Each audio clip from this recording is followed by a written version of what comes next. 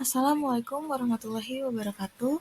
Perkenalkan, nama saya Dinda Salma Aprilia. Saya dari Fakultas Farmasi dan Sains Universitas Muhammadiyah Profesor Dr. Hamka.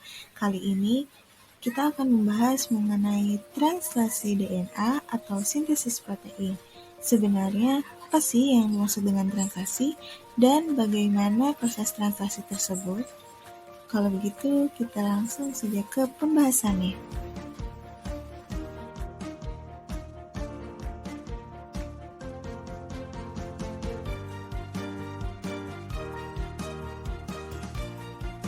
Translasi dalam genetika dan biologi molekuler adalah proses penerjemahan urutan nukleotida yang ada pada molekul mRNA menjadi rangkaian asam amino yang menyusun suatu polipeptida atau protein.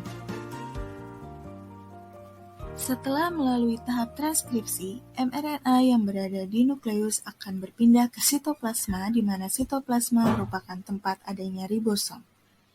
Dalam proses translasi, mRNA berperan dalam pembentukan protein, di mana mRNA sendiri terdiri dari 3 jenis basa nitrogen yang disebut juga dengan kodon. Maka dapat disimpulkan secara singkat bahwa translasi adalah proses penerjemahan mRNA untuk dibuat menjadi protein. Adapun aturan pemasangan kodon atau basa nitrogen pada translasi yaitu A pada mRNA akan berikatan dengan U pada tRNA. U pada mRNA akan berikatan dengan A pada tRNA. G pada mRNA akan berikatan dengan C pada tRNA. Dan C pada mRNA akan berikatan dengan G pada tRNA. Proses translasi terdiri dari 3 tahapan, yaitu tahap inisiasi, tahap elongasi, dan juga tahap terminasi. Tahap inisiasi dimulai ketika ribosom subunit kecil terikat pada mRNA dan bergerak dari arah 5 ke arah 3. Saat kodon AUG sudah ditemukan, tRNA yang membawa asam amino metionin dan antikodon AUC akan terikat pada mRNA. Setelah tRNA terikat pada mRNA, ribosom subunit besar juga akan terikat pada mRNA dan melengkapi proses inisiasi. Ribosom subunit besar memiliki 3 daerah, yaitu aseptor site atau daerah A, peptidyl site atau daerah P, dan exit site atau daerah E. Pada proses elongasi, asam amino lain yang membawa antikodon akan dibawa pada rantai mRNA oleh RNA transfer.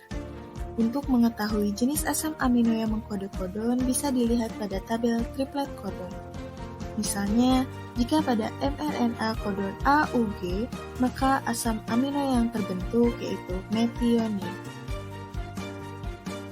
Selanjutnya, asam amino yang baru akan masuk ke daerah aseptor site atau daerah A dan akan terbentuk ikatan peptida di antara kedua asam amino pada daerah peptidyl site atau daerah P. Lalu, ribosom akan berpindah ke triplet kodon lain sehingga tRNA yang sudah melepaskan asam amino akan berada di daerah exit site atau daerah E dan selanjutnya akan keluar. Proses tersebut akan terus terulang hingga pada proses terminasi. Terminasi akan terjadi ketika salah satu dari stop kodon berada di daerah aseptor site atau daerah A. Kodon tersebut akan dikenali oleh protein yang disebut juga dengan release factor. Ketika release factor berada di daerah aseptor site, maka polipeptida akan rilis dari ribosom. Sementara ribosom akan terpisah dan bersiap melakukan translasi yang baru. Nah, polipeptida yang terbentuk inilah yang disebut protein. Nah, itu dia pembahasan mengenai translasi DNA atau sintesis protein beserta dengan pembahasan mengenai bagaimana translasi itu bisa terjadi.